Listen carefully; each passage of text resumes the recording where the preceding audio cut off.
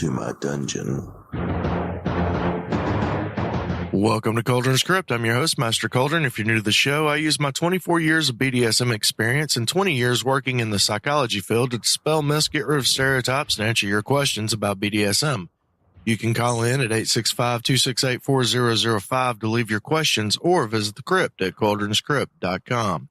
On this episode of the Crypt, we're going to hit those rules to love by. I have to share with you again my new collar maker, daycollars.com. And then we're talking to my sub, Mayfair, about her experience in entering the scene.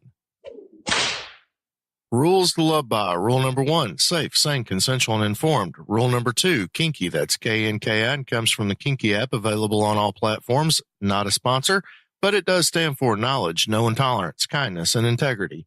And rule number 3, the quote from Mr. Paul Young, submission is not about authority and it's not about obedience. It is all about relationships of love and respect. Daycollars.com is a place for personalized handmade collars, leashes, cuffs, and belts. They cater to everyone from sporty and informal daily fashion to the leather community. With Daycollars.com, you can make your own personal style of collars, leashes, belts, cuffs, and other leather products. They will guide you through the styling of your accessories, and the whole thing concerning your order is personalized to your needs and specifications.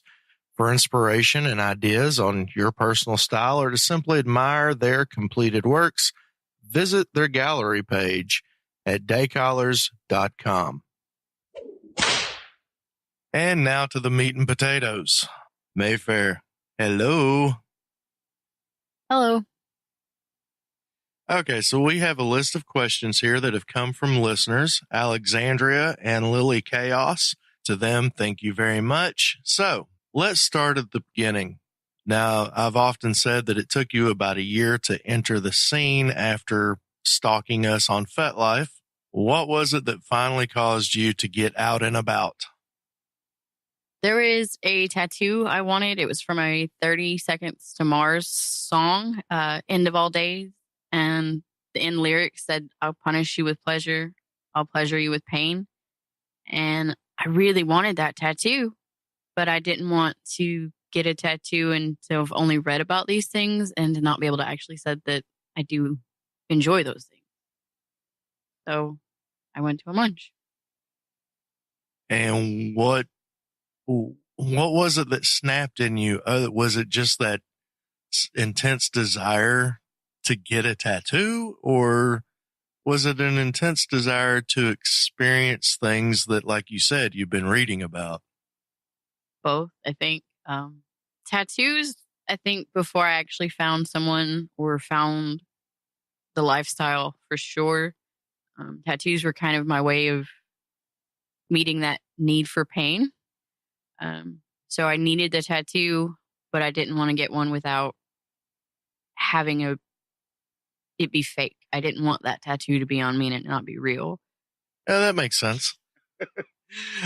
Speaking of being real, the struggle is real with you on the microphone, and that's okay. Not everybody is willing to make a ass of themselves like I am.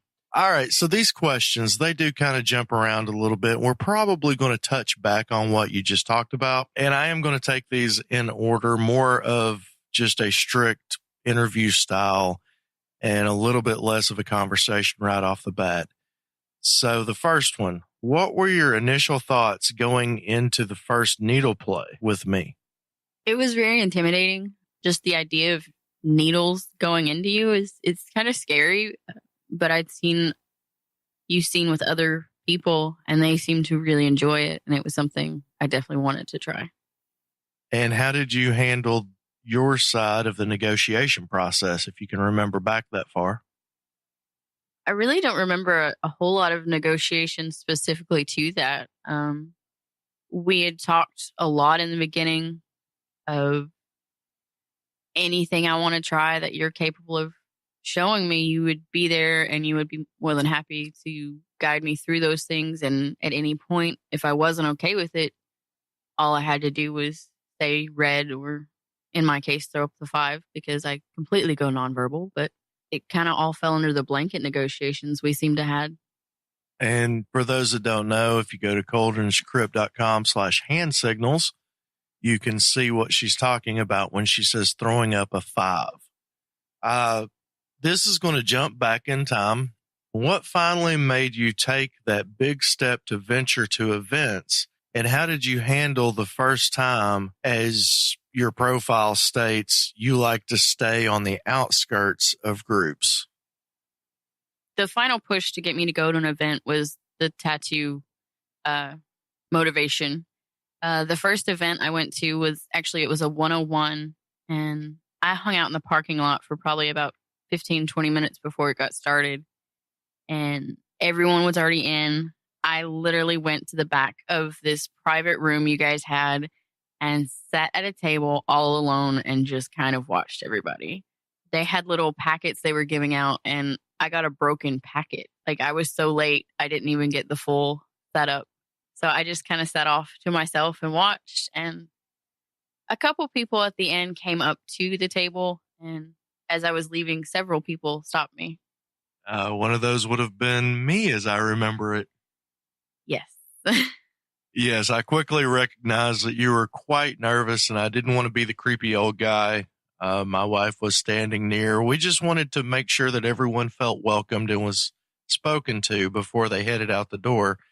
So, though I did kind of step in front of you a little bit, I hope you know that it wasn't to block you from leaving, just to make sure that I was seen so that I could say hello. Now, that is going all the way back to the beginning.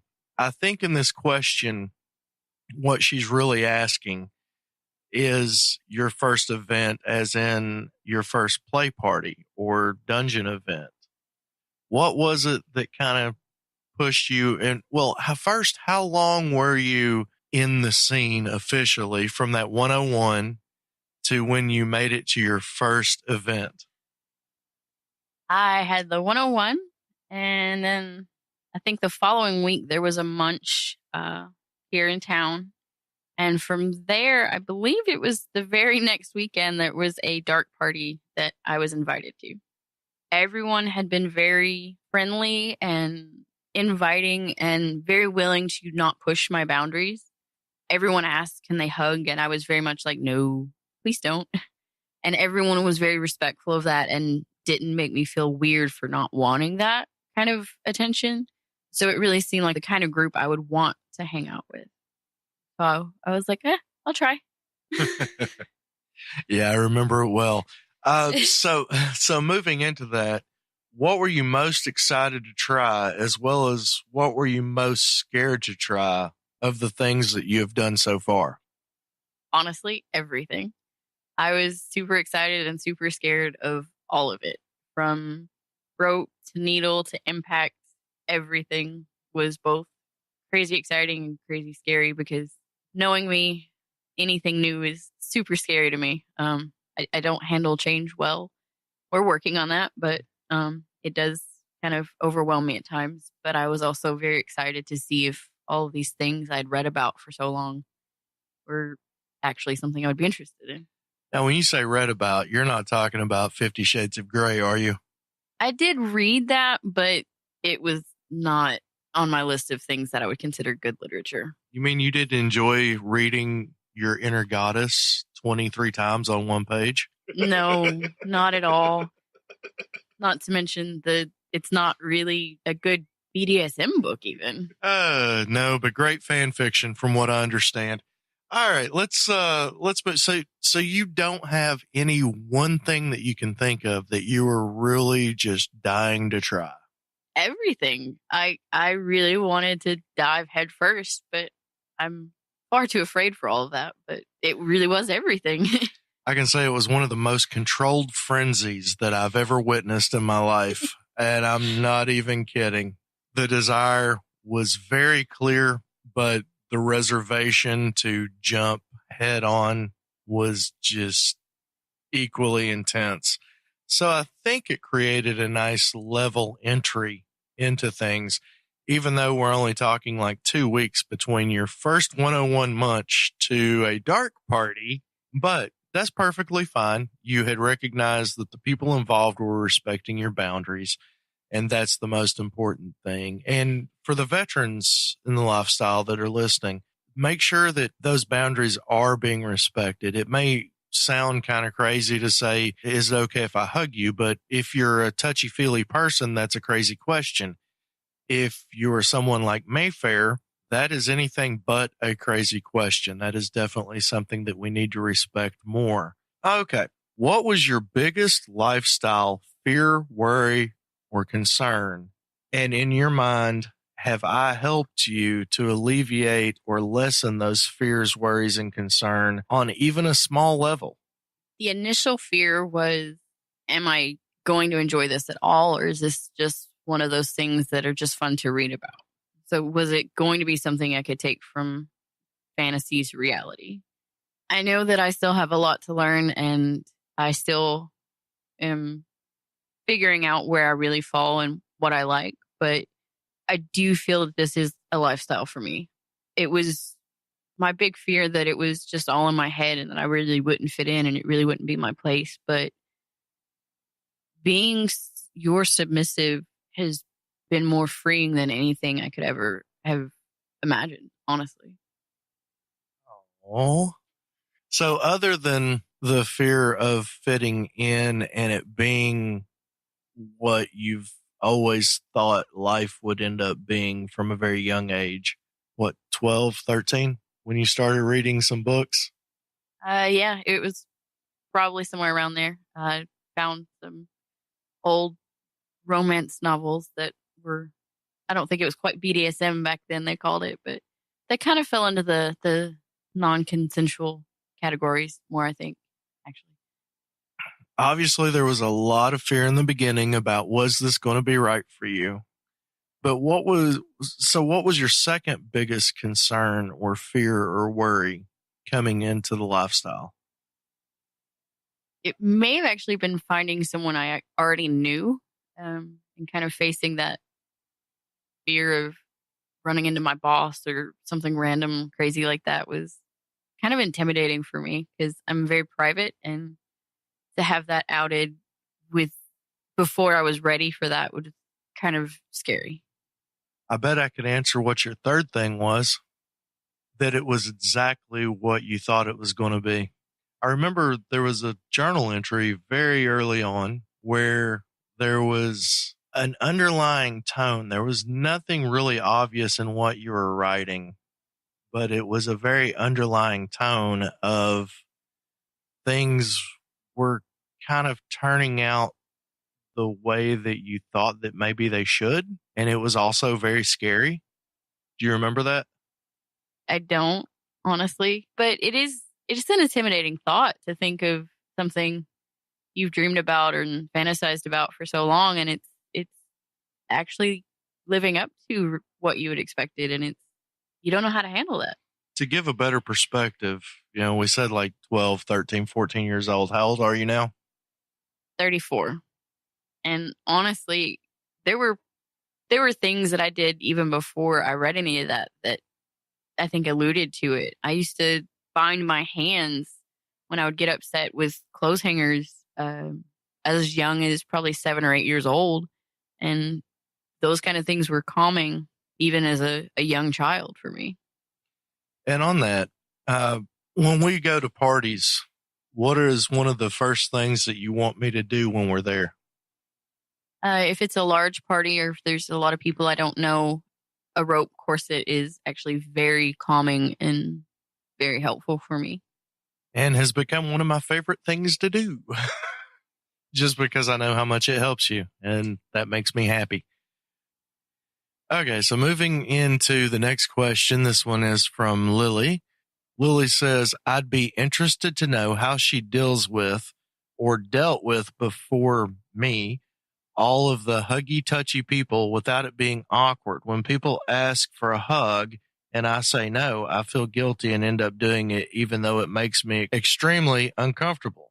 From the very first 101, everyone has been very much, can I hug you? And if I say no, they're like, okay, that's cool. How about a handshake or a high five? What would make you feel comfortable? Just so you know that I wanted to acknowledge you in some way.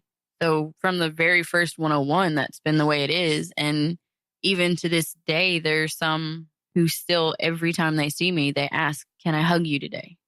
And if I'm having a rough day, I may say no. And they make it where I don't have to feel weird. It still feels odd to say no because you're so used to that, I think, in the vanilla world where people expect you to do their way.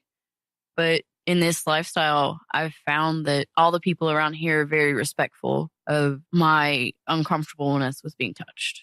And that extends outside of just our local area, doesn't it? Because we have done a little bit of traveling. We went up to Kentucky. We went down to Orlando. Did you have the same experiences there?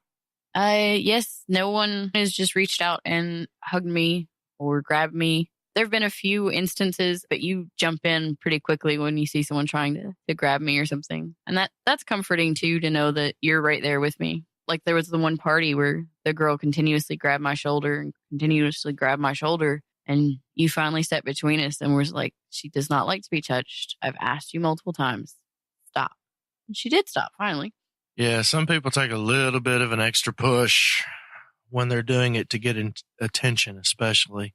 And that happened to be that case. But she was one of those disrespectful brats that I don't get along with.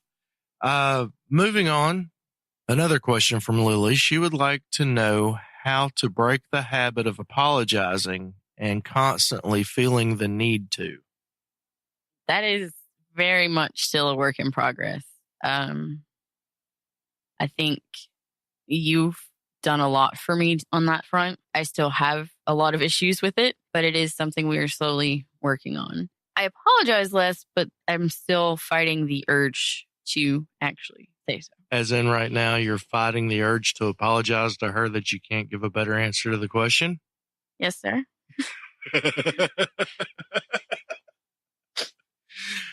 It's something that comes with time, and outside influence is often a huge, huge help on that one. Maybe you can address it that way. How is it that having me here for you to be accountable to helps you to break some of those bad habits? Not just apologizing, but maybe some of the other bad habits that we have worked on in the past almost 2 years. In a lot of ways, just having someone whom you know cares about you and wants to see you grow and succeed, pointing out these things that you need to work on. Just the simple, do you really need to say sorry? Is this really something that requires that? Or is that something that you're just feeling guilty for that you shouldn't? Yeah, and that comes from a psychological need to please people. If you're taking responsibility for somebody's actions, then you're freeing them from their own consequences. Thus, they will like you. And that is completely not a healthy way to live, though there's millions and millions of people, billions of people in the world that will do this. It is still a work in progress, but it is not near the work that it used to be. She's done an amazing job at forcing herself to kind of ease off of that one. An example of that I could give from the beginning, and to hear this, to say this out loud, she will admit it sounds ridiculous, but I'm on the phone with her using a Bluetooth headset. Someone pulls out in front of me in traffic and she apologizes for it. Not from the point of view of, I'm sorry that you just had to go through that, but from the point of view of the person that just pulled out in front of me, is she apologizing? I am confident that that is something that would no longer happen. And that is, that's a huge, huge progression in her life that I just have to brag on a little bit. Okay, so let's move into something else. In the interview with Lady Catherine, my wife, you were referred to, Mayfair, as our sub. Now, things are a little strange in that aspect, in the way that you are treated between us, and it's a very huge dynamic to try to get into. But for now, the question is, how has joining the dynamic with Lady Catherine and I changed your thoughts and views on relationships? This is probably the healthiest relationship I've ever been in. My mom knows all about it, and she actually would agree, even though it's different than probably anything anyone out of my family's ever really done. It's healthy. I feel respected and cared about. It's nice to feel like I matter. And that's something that I had really never had before. It may have just been I was in horrible relationships, or it could be this was just the kind of relationship I was supposed to be in. But since being in this relationship, I feel like I matter for the first time. Would it be something that you recommended to other people? I actually have. I've tried to talk a few of my friends into it, not to just convert them, but because I see the same kind of traits where they could be open to either BDSM, kink, or maybe even poly. They seem to be attracted to people who do like that kind of a variety that you get out of poly or open relationships. And I think once you find those good kind of relationships where everything's open and honest, it's a healthier way to live. I hear all of the people at work talking about, oh, I had to drive by my boyfriend's house because he wasn't texting me back. And I think he might be lying to me, or I think he's cheating on me. And I'm just like, I'm really happy I don't have to worry about that, because I'm confident that anything that happens will be talked about. And it's not secrets and lies and hiding and cheating and all of that mess that everyone has to deal with. And it's just a nicer way to live for me. So what you're saying is the key to a healthy relationship is communication. Yes, sir. It is. Oh, very good. All right. How she deals with any conflict or hurt feelings or being upset that may occur. Everyone messes up, but it would be nice to know how it's dealt with without crossing the lines. And then she puts in here, besides communication. I don't know that I know how to answer that without communication. Let me set up a scenario to make this easier, because I know what she's talking about. Okay, so I do something that you completely disagree with. You're ticked off. Former relationships, when you got ticked off, you handled it how? I would just shut down because I knew it didn't matter what I thought. Until you reached a certain point. I've heard stories. I mean, there were a couple times I might have thrown stuff, maybe. And yelled. Yes. And screamed. Yeah, okay. So, as opposed to doing those things now, how do you handle things? What do you do? What is your internal dialogue that keeps you from doing these things now? It's totally different now, because if I have a problem, I can either address it with you on the phone, in person. Often I do go to my journal. If I'm really upset about something and it's really bothered me, I write it all out. And a lot of times you get like 3, 4, 5,000 word journal entries while I work through how I feel about it. And you get to see from the very beginning of I'm super angry to, okay, I may have been overreacting often. Journaling is probably the most go-to thing I use if I'm upset. As far as a dialogue, I still imagine the yelling and screaming, but I know that would get me in a lot of trouble. I've talked a few times, in fact, in the last episode where you assisted with that episode on punishments. Yes, sir. And what were the only 3 times that you've been punished? What were those for?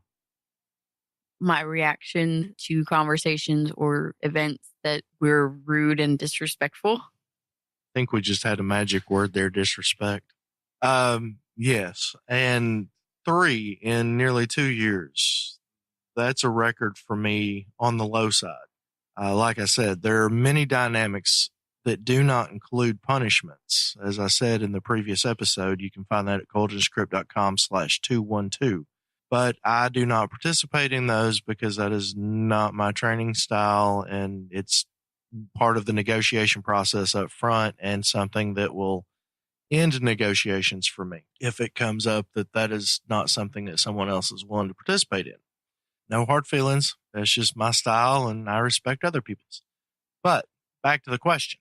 With these 3 times, with one pending, as we sit here right now recording this, if you can, get inside your head a little bit and empty that out as far as what kind of things has caused you to become so angry that you did become disrespectful. I think a lot of it was a frustration on my part of almost a lack of communication. The St. Patrick's Day one, I was very upset because, again, change, we've established that I'm not good at that. I didn't know the party was starting early. You had asked me if I wanted to do something beforehand, but then the whole time we were working on a toy that we had to get done. But you then tried to ask me if I wanted to do a scene, but then you got frustrated at me because I didn't know what you were doing trying to build this toy. And then you're like, oh, we have to go to the party now. And I didn't even know the party was supposed to be starting early. And I was just there.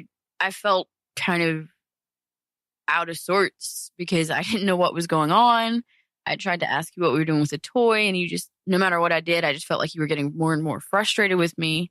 So then I'm all tore up and upset. And then we immediately go to this party, and I'm trying not to be in tears because I'm so frustrated. And it was just, I felt out of the loop, and it made me, I guess, it wasn't really lash out. It was more of I walked by you because if I had stopped to say hello to you, I would have broke down in tears, and I didn't want to do that in front of everyone. Right. So the whole point that I was trying to get at there and getting you to open up and share that was that your way of dealing with it at times is by shutting down. Yes, it is. Definitely. I shut down quite easy sometimes. Okay. So that's one way that would be an answer to the question. In dealing with things, sometimes it does require a little shutdown. Sometimes that can be a respectful thing to do. Other times, not so much. All right. And in my defense there, I thought I was being perfectly clear. There were a lot of changes, though. To be fair, I still have no idea what we were building that day. It's a flogger, and it is in a box right beside you. Yay, now I know. And it's really stingy, so you'll absolutely hate it. I told you what we were building. I really don't remember hearing that at all. I kept asking. You're like, I just have to get it done. That's all I can remember from that night. It's funny because when I'm frustrated, my senses are hyperactive. And often that is when my memory will actually work. But I've noticed that when you become frustrated, that's the first thing that shuts down with you. Memory and thought processes. You go into survival mode and stop acting and start reacting. Probably a fair assessment. Yeah. All right. So part of that question was dealing with hurt feelings. Now, with me being the poly person that I am and having an occasional play partner and scening with basically anybody that wants to, and at times my service topping will get in the way of our play, that's going to cause some hurt feelings that we've talked about before and that have happened recently. How do you deal with those? Sometimes better than others. But it all goes back to communication. I do write those feelings a lot more than I express them. It's still really kind of a hard thing for me to talk about, I guess. This is my first poly relationship, especially if I'm not prepared for a surprise new play partner. It kind of throws me, and I have to step back and be like, no, this is okay now. We're talking about it and it's acceptable, where before I would always find out about the other people. And so my knee-jerk reaction is to be angry and to be upset. But I'm learning to step back and process better now. I have had my feelings hurt a few times, especially if we haven't had time to play and I see you playing really intensely with other people, it does hurt, but I don't really like to play in public anyway. So when there's a lot of parties going on, it hurts our playtime anyway. And I have learned to kind of deal with that better. I write about it often. So you almost could sound abused with that answer, in that it's something that you're having to get used to. It almost sounds as a manipulation into a relationship that is not your choice. Is there any truth to that? And why or why not? No, I don't feel at all manipulated or abused. I knew all about what your relationship was before we ever got involved. And I had looked into poly and been curious about it for many years. One of my biggest arguments with previous relationships is if you would just tell me, I wouldn't be angry. It's the lying that makes me so mad. So I think I've always kind of had that tendency toward poly because it didn't bother me that they were having sex with other people. It bothered me that they were lying to me and doing it really poorly. Because lying equals cheating. Yes. Even in our relationship, lying equals cheating. And you have the same freedom that I have, even though you don't explore it. Similar anyway. Similar? Yes. And how is it different? You don't have any kind of conversation. You don't have to have a conversation before it. If someone is at a party or somewhere that you're interested in, you're just going to be able to do that. Whereas if you and I were not together somewhere, I still am going to have permission. And that's fine. It's not like I'm a complaint. It's just there is a slight difference in the way that goes. And what would be a possible explanation for that difference? The DS part of all of this, I think. It's part of your rules and your control. But you're a huge person on knowing the why. If you can understand the why, then everything is okay. That's how you are with work. That's how you are in your personal life. So I know this conversation took place a long time ago, but I'm surprised that you don't remember the why. I really have, I guess, put the why in my head is because I belong to you. I don't know if that's right or not, but that's such a sweet answer that I love hearing. No, the why is not out of egotistical, chauvinistic ownership.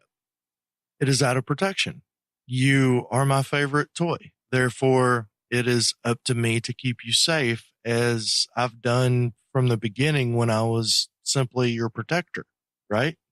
Yes, this is fair. I just took it as I belong to you, and that's just okay. Like it wasn't like a bad thing. Just yes, and that's the why of it. And I only bring that up and point that out because whether it is a male dominant and a female submissive, or male and male, or female dominant and a male submissive, or any combination of gender fluid or whatever, the position of the dominant should be that of protection.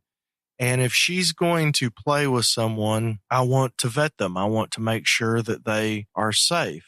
And that can go both ways. There have been people in the past that there's been conversation about me playing with, and it hasn't happened because I saw the same thing that she saw, and that there was going to be a lot of drama come of it. Now, Lady Catherine, she does have complete veto power. I have also extended that to Mayfair. If there is somebody that is an absolute no, then she can say, no, that person is absolutely going to bring too much drama, or I don't trust them, or they are known to do this or do that, or whatever the case may be. So to answer any question without being able to include the concept of communication is virtually impossible. And as many times as I've said it on the podcast and in real life, it rings true each and every time that you can't answer most of these questions without at least including communication as the foundation of a healthy relationship, because that's where honesty lives. And if there is no honesty, then there is nothing at all healthy about any relationships. All right, let's move into these final few questions here. Have you ever had difficulty saying no? And if so, how did you overcome that? I think in this relationship, it's been pretty easy for me to say no. I think when we were going through our negotiation, you did have to push me to be firm on some of my limits. I was trying to kind of be like, well, maybe. And you were like, you need to be sure you're comfortable with this. So you've definitely been a big support on that. A lot of the things I wasn't sure about, but you would explain it to me, and then we would decide from there on the negotiations on your limits and kinks survey that you have on the website, which can be found at kuldrinscript.com/survey. I can think of a few times that you've had difficulty saying no other than the negotiations. Unfortunately, I can't remember the exact circumstances. I just remember that it's kind of like pushing you to call a scene at times when you're trying to find limits. A lot of times I do struggle when I'm calling a scene. It feels weird. I don't know. I'm so used to people. I guess I don't see when people call scenes, so I observe a lot. And watching everyone play, it just seemed like they would naturally end. And I would always try to find and kind of push myself to find that natural end. But I guess it was a more of a private conversation that you and whoever you were playing with would have. And I think we talked about that recently, that was what was going on. That they were saying, okay, I'm done, but it wasn't something that the whole room would be able to hear. So that's why I couldn't understand why I couldn't find that natural ending. Because as an observer watching you play, it looked like you guys just would play for an hour or better. And then it would just, it would just naturally like slow down and come to an end. And it just kind of flowed. And for me to have to call the scene, I felt like I was not able to find that natural ending, I guess. Which I think was all in my head, because I guess everyone has that communication at the end of a scene when they're like, okay, I need to stop now. It can go either way, and it has gone both ways with us to where things have just come to a natural end. I think a lot of times, because you often reference our very first scene as being one of the hardest that you've ever taken, and you judge that in the wrong way based on pretties. Nobody should ever judge the quality of a scene based on the pretties that it leaves. If you don't know what those are, I'm talking about scratches, bruises, that type of thing. Those are pretties. You had some pretty monstrous bruises that first time. Very beautiful. But that one, if you recall, was a very natural ending. I did ask if you were done, but I asked after I'd already come to the determination that you were done. But since it was not only our first time playing together, but your very first real scene that was in private, and it was sexual in nature minus the sex. But yeah. And I think a lot of times too, I'm also pushing you because you want me to go harder. You want me to be fulfilled in it. And so part of that is me trying to help you meet your goal of prior to entering the scene, which is you feel that if it doesn't reach a certain level, then I'm not enjoying it because of the level of scening that I do with other people. Does that make sense? Yes. And that makes it hard for things to just end naturally. That's why you always have to call them, is because it always has to get to the point where you have hit either your limit for the day or the psychological fulfillment that you need for the day.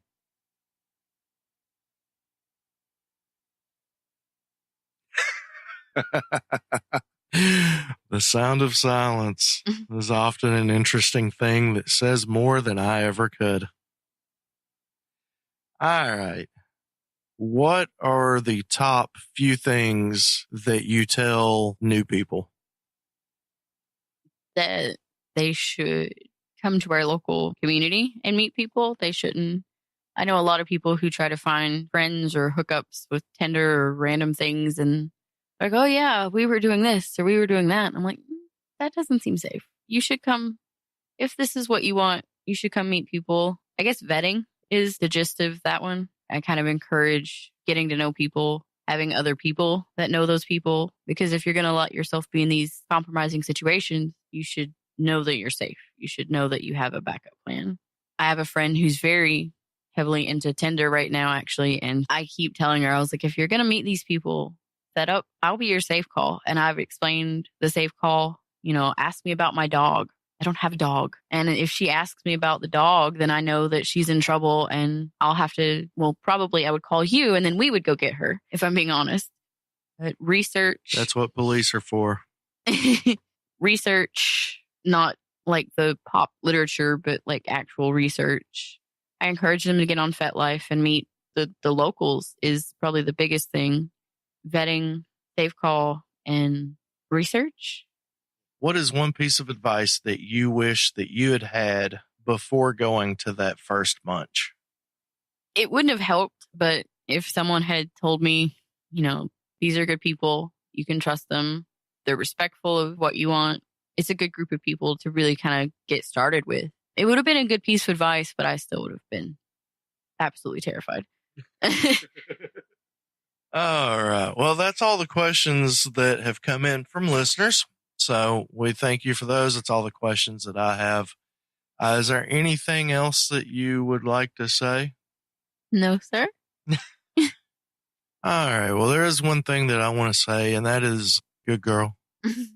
Thank you very much for being on the show. And I hope that this will help. If you have any questions for her, you can contact me and I will pass those along, as she does not really enjoy her inbox being filled up, but I will definitely get those along to her. As long as they are respectful questions, you can find me on FetLife. Just search for Kuldrin. It's Kuldrin,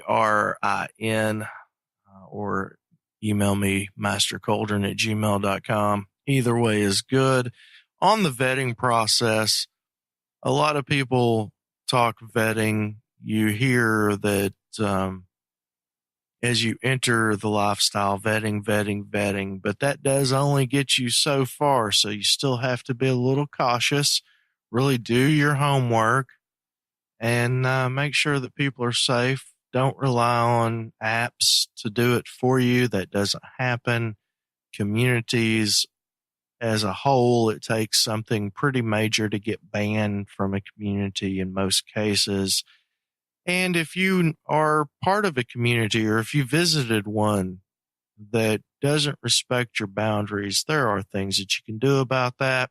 Just contact the group leaders. If they're the ones that are giving you the problems, bring it to other members of the group, people that you see active. Watch for a few weeks or a few months even, and see who all is always attending and bring it to their attention. Being out in the community is a very, very freeing thing after you get past those fears that she talked about in the beginning. And to be honest, even my wife and I, when we re-entered the local scene, being that it was a different local scene than what I'd been in before, we even visited a munch and didn't participate before finally taking that jump into it. So it's not that uncommon of a thing. We went to the restaurant, sat at a table beside where we could hear people talk and just observed. Never a bad thing to do, but eventually, if you want to be who you really are, you're going to have to take that dive in. It's just part of it. All right. For the complete show notes, go to kuldrinscript.com/213. As a final note, thank you to our pro producer who wishes to remain anonymous. Executive producers Jeremiah, Jess, Arcane, DGR, and Violet Aurelia, Baby Love, 2269, and Queen Sage. Senior producers Matt, Emerald Wolf, and Feline Rouge. Producers Kane Sin, Roxy Bear, Silas, That Place in Oklahoma City. Thank you, Miter. J.K. Olive Eyes, and Sane. I think I pronounced it Sane as in the Seine River, but I found out that it is in fact German, not French. And our junior producers, K2SO, Buffalo Dom 84, Leisumi, Haley, Alexanderia. Oh, I left out a new producer, and that would be Sort Out the Kinks. Also, as a bonus for the producers, and if you would like to become a Patreon supporter, aka a producer, go to kuldrinscript.com/support and you can receive weekly episodes that are part of my play journal. So you get to hear about all the details of what I do on the weekends. Next, BDSMcontracts.org. Thank you for your donation of your 25-page soft and hardbound MSDS contracts. Visit BDSMcontracts.org. Use coupon code Kuldrin20. That's KULDRIN 20 for a 20% discount on all purchases. I just spoke with Lily there, and she is going to send me some more contracts to be giving away, and I'll be giving some out at DomCon in a drawing. If you are going to make it out to DomCon May 9th of 2019 as I record this. And finally, whippingstripes.com, my personal maker of leather and paracord impact toys. Visit her at whippingstripes.com and see her low prices with her high quality. All right, next time on the Crypt. Don't know what's happening, but in the meantime, visit kuldrinscript.com for show notes, how to subscribe information, and the links to the FetLife group so you can take part in the conversation over there and be eligible for those giveaways that I just previously mentioned. While you're there, click on the Support Us tab to become a Patreon supporter. This has been Master Kuldrin and Mayfair85 for kuldrinscript.com. Unearth the truth.